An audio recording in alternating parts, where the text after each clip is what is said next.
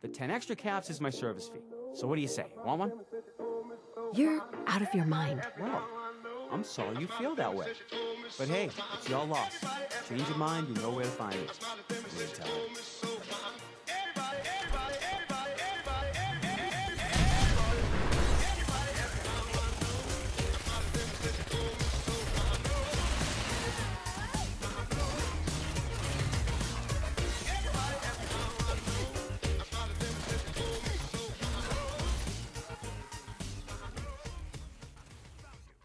Welcome to Fallout 4.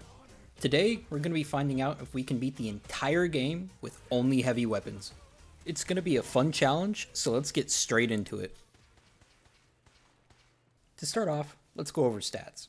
Obviously, I'm going to want the Heavy Gunner perk, which straight up just increases my damage output for all of the weapons that I'll be using today, so I'll put 5 in Strength. I'm really going to struggle with ammo, at least for the beginning of the run, so I put 10 in Charisma to hopefully try and avoid some of the fights in the early game.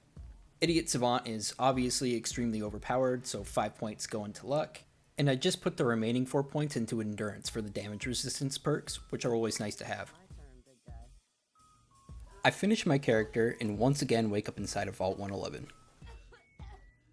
I make my way through the vault and quickly run into my first obstacle of the run. Since I haven't actually managed to get my hands on any heavy weaponry yet, I can't actually kill any of the rad roaches. This forces me to slowly lure them deep into the vault, run past them, and close the doors behind me.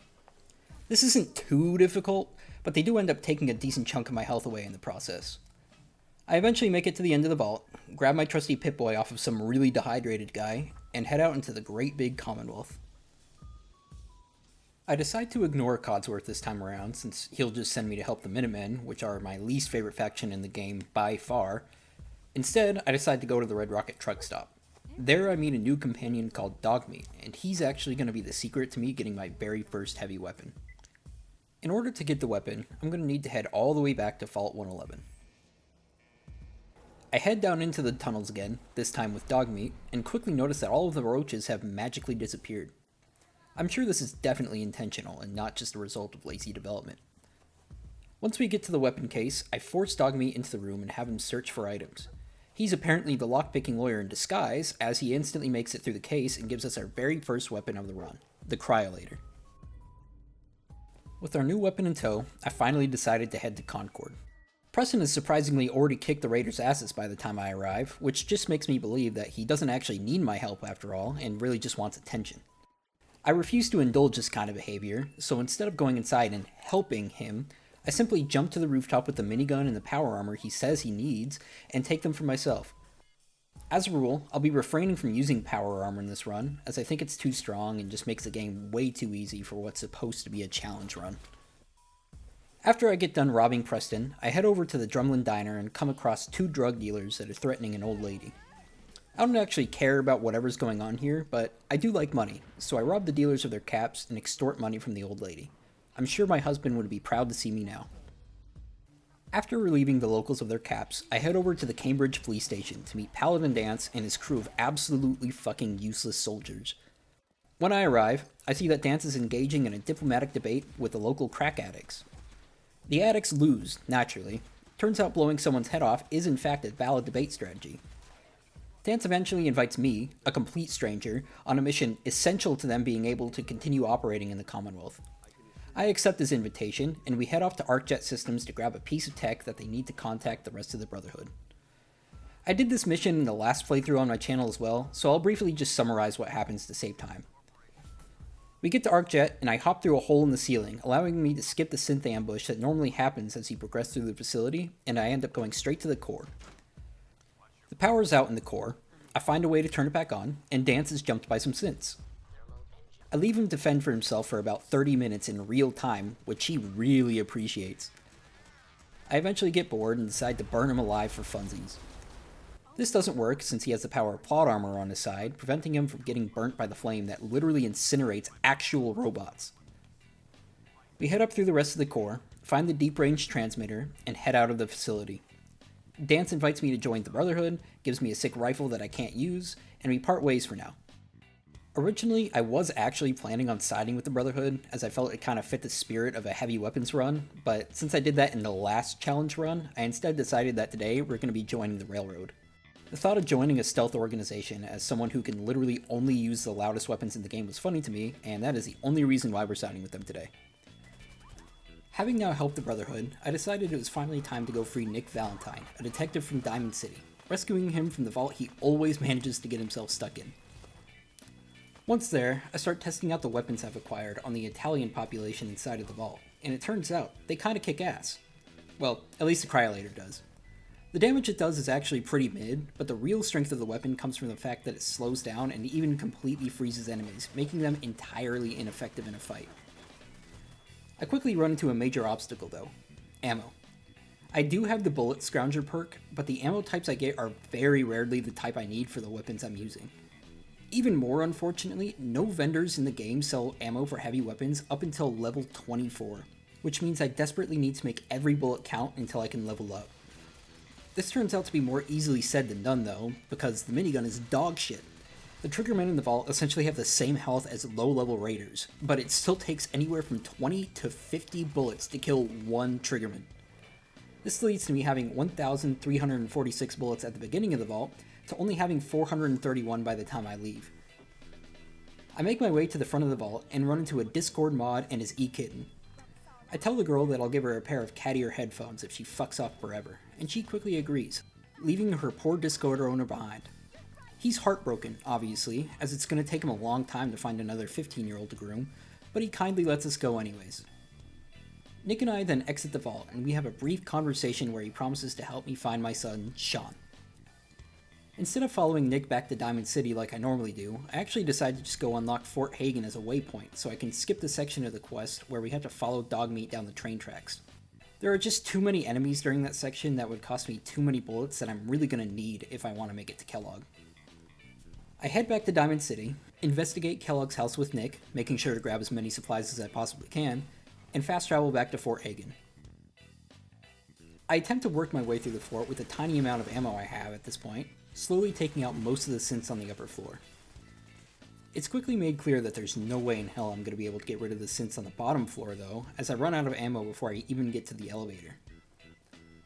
Well, if the ammo I need is nearly impossible to get naturally and vendors don't sell it until level 24, what am I going to do, you might ask? The only real solution, unfortunately, is to just grind my way to level 24. I leave Fort Hagen and head back to Sanctuary to begin scrapping everything I can find. After about half an hour, I realize that even after scrapping everything in Sanctuary, I'm probably still not going to have enough resources to get to the nearly 18,000 XP I need. Luckily for me, this is a Bethesda game.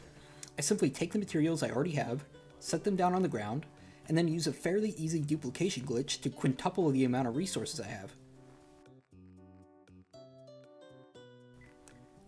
If you're curious about how I did this, I'll leave a link in the description that explains the entire glitch step by step. I spend the next 25 minutes placing, taking down, and replacing 6,041 shelves exactly. I was honestly really tempted to include this entire segment as a gag, but I'll spare you all and just leave you the sped up footage.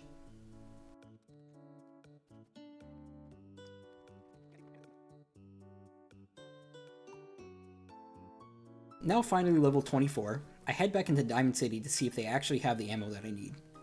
Lo and behold, they do, and I end up buying everything I can get my hands on. I end up with what I think should be enough to get me through the rest of Fort Hagen, and with all that done, I go back to the fort and start working my way through the synths on the bottom floor. I start to get low on ammo again as I get near to the room Kellogg's in, but I quickly find a secret weapon hidden away in the armory, giving us our third weapon of the run, the Fat Man. I finally pushed my way to meet Kellogg face to face and got ready for the fight of my life. This is going to be the hardest fight in the entire... Nah, I'm just kidding. He dies instantly. I rip off his clothes, pull some of his brain out of his skull, and scour his terminal. It turns out that my son's been taken to the Institute, and Nick suggests that we go to Diamond City ASAP to ask Piper about where my son should be. Naturally, I ignore him as no clinker is going to tell me what to do. Instead, I just decided to meet up with Dance again and fly up to the Brotherhood of Steel blimp that's just arrived in the Commonwealth. I talk with Elder Maxon, the leader of the Brotherhood, who instructs me to go clear the nearby Fort Strong of Redditors. Paladin Dance and I quickly head over there to take out the proud Reddit mods. Despite their repeated attempts to get us to browse r/superstonk, we do eventually clear out the outside of the fort and start working on the ones inside. They don't pose too much of a challenge, honestly. The only one I was really worried about was the one with the missile launcher, but luckily I have a hidden trick, setting off a nuclear explosion indoors less than 30 feet away from me, twice. This works perfectly, of course. My strategic mind knows no bounds. Like I said before, we're not actually siding with the Brotherhood today. The only reason I'm even really bothering with these quests are for the 3 extra mini-nukes that can be found in random spots around Fort Strong. On top of this, I also gain a missile launcher from the super mutant in the bottom of the fort, and a Gatling laser from Proctor Tegan. This gives us our 4th and 5th weapons of the run, and they're pretty damn good ones at that. After this, I head back to Nick and Piper, who are waiting for me in a dingy shack in Diamond City, discussing what the next steps should be to find my son. They suggest that we take the piece of Kellogg's brain that I stole to the local shithole, Good Neighbor. I kill a random smoker as soon as I arrive in town to demonstrate that smoking is bad for your health, and I go to meet a doctor that can help me explore Kellogg's memories, hopefully helping me find my lost son. She helps us discover that a scientist named Virgil has escaped the Institute, a mystery organization that kidnapped our son. He's fled into the Glowing Sea, which is a lethal radioactive hellscape. The Glowing Sea is also full of some of the most annoying creatures in the entire goddamn game. I get jumped by a group of rad scorpions on my way to Virgil, which aren't too bad by themselves, but in the process of fighting them, I accidentally wake up a Deathclaw who joins in on the fighting. I'm honestly half surprised that a super mutant behemoth and Liberty Prime didn't join in as well. Well, at least I got a legendary Oh. Yeah, this game is the best. We eventually find Virgil in a random cave, and he tells us that he can help us with plans to build a teleporter to get inside the Institute. To do this, though, I'm going to need to kill an Institute courser for a chip in his head for some reason. I don't know, I wasn't really paying attention, honestly. We track down a courser that is attempting to extract an escaped synth from the Green Tech Genetics building near the CIT ruins, which is unfortunately filled with people cosplaying as army soldiers.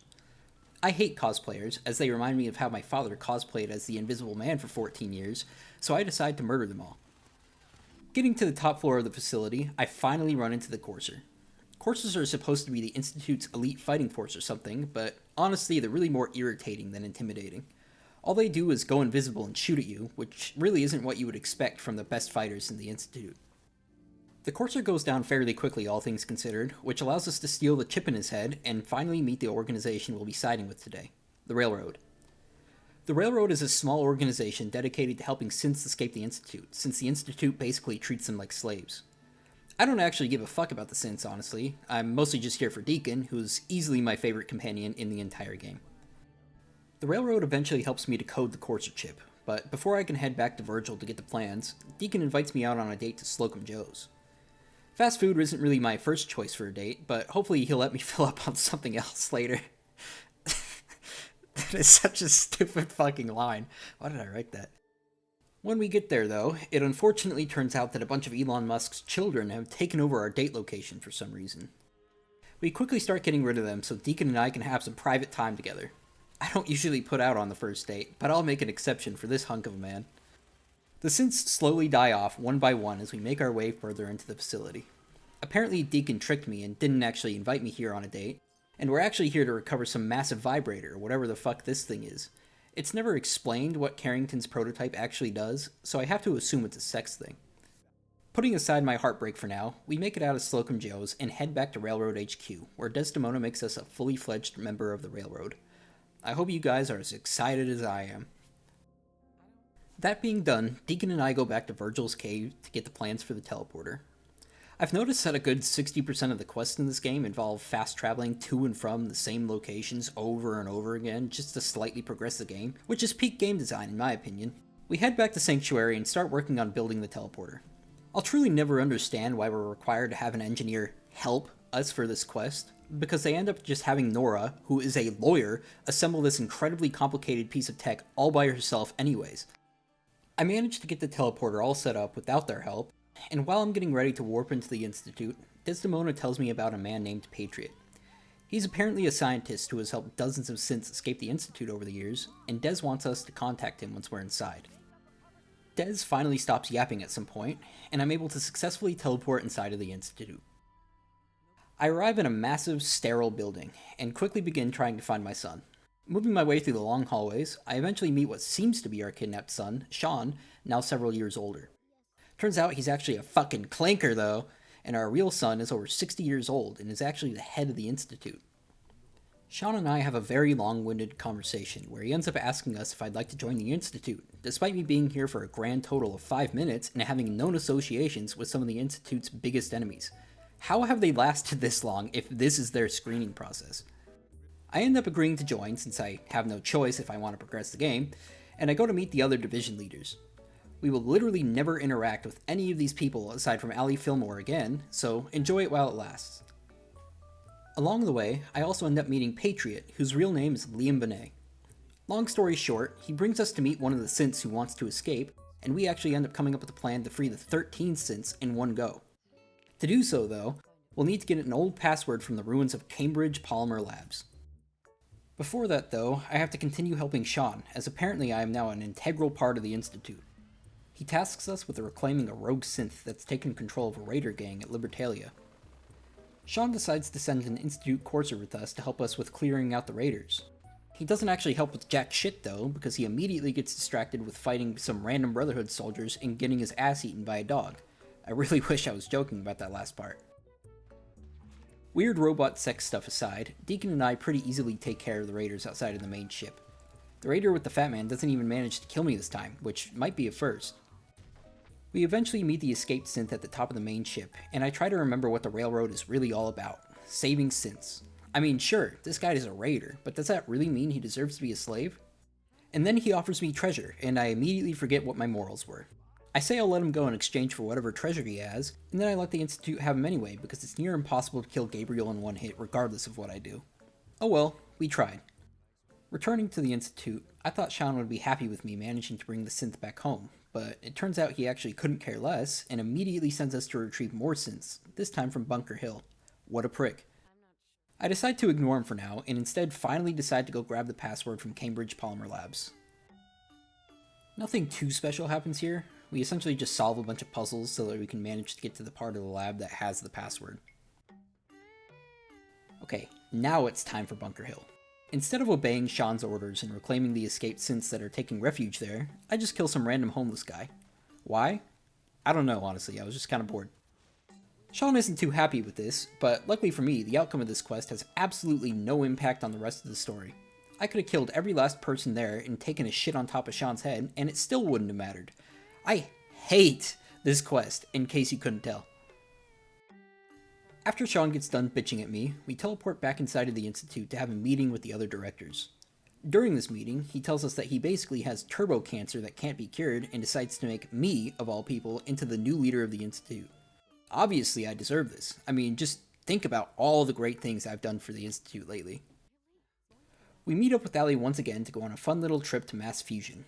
Turns out we need to get some kind of futuristic butt plug for the Institute's nuclear reactor or something. Doing this quest officially makes us enemies with the Brotherhood of Steel, which means they try to ambush us once we teleport to the roof of mass fusion.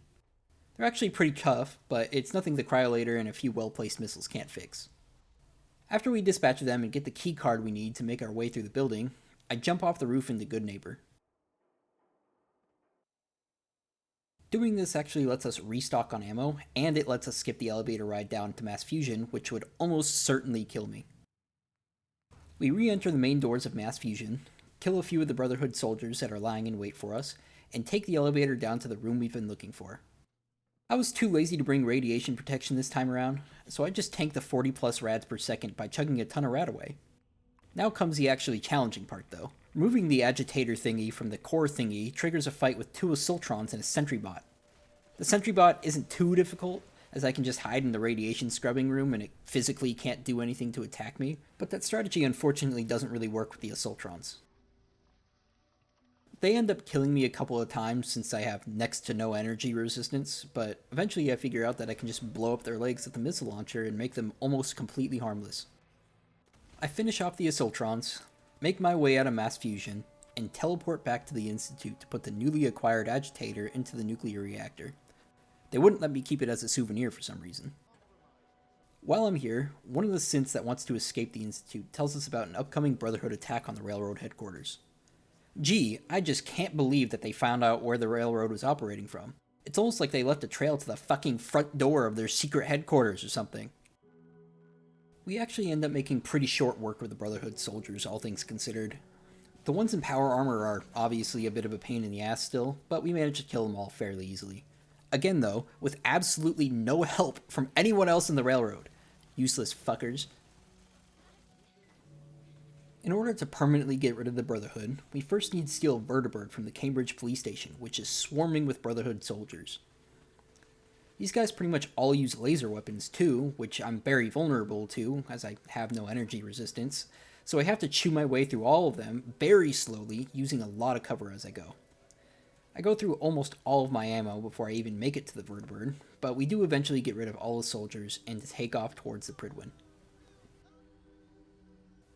As it turns out, if you join the Brotherhood at the beginning of the game and are enemies with them at this point, you can't actually wear a disguise and sneak your way through like you normally can. I didn't know this, so I was very underprepared for the fight to come. I get absolutely smoked multiple times before I even get close to killing off all of the soldiers.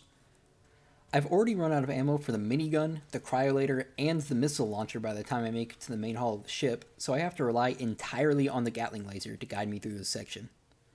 They still obliterate my health, but I managed to kill the last few stragglers and plant the bombs on the ship. Maxon also suddenly appears as I'm trying to leave, nearly killing me, but I barely manage to squeak out the victory and fly away on the Vertibird. The Pridwin explodes with all the children from before still on board, getting rid of the Brotherhood for good. We're child-murdering heroes. With all that said and done, it's now finally time for the final quest, destroying the Institute. I should also mention that I'm no longer going to use the Gatling laser at this point, as it's just too strong and too easy to get ammo for, which kind of ruins the challenge. A bit late in the run, I know, but I was already trying to limit my usage of it before this too. Anyways, I teleport to the Institute for the final time, meet up with the synths who tell us their plan, kill a bunch of innocent people, and Z-114 gets to work on teleporting in the rest of the railroad. Now it's time to mindlessly kill the synths that we came here to save. I murder as many people as I can, just for the fun of it. How else am I supposed to enjoy the game? I meet up with my son again, convince him to give me the access code to shut down some of the synths so I can save on ammo, and then leave him there to die while I go to blow up the reactor. The reactor room is absolutely filled with synths, who actually pose a lot of trouble. I'm completely out of ammo for everything except the missile launcher at this point, which makes dealing with the two legendary synths very difficult. I end up dying quite a few times here thanks to the one synth that has their own missile launcher, but eventually I managed to kill both of the legendary synths and the rest of the room, allowing me to place the fusion charge Desdemona gave me onto the reactor. We all get teleported up to the relay again, where my clanker son is waiting for me. I try to leave him to die, but for some reason, the organization dedicated entirely to saving synths won't let me murder my synth son in cold blood. Whatever, I guess. Finally, we teleport up to the mass fusion building. I push the big red button that makes the Institute go boom, and we find out that yes, you can beat Fallout 4 with only heavy weapons.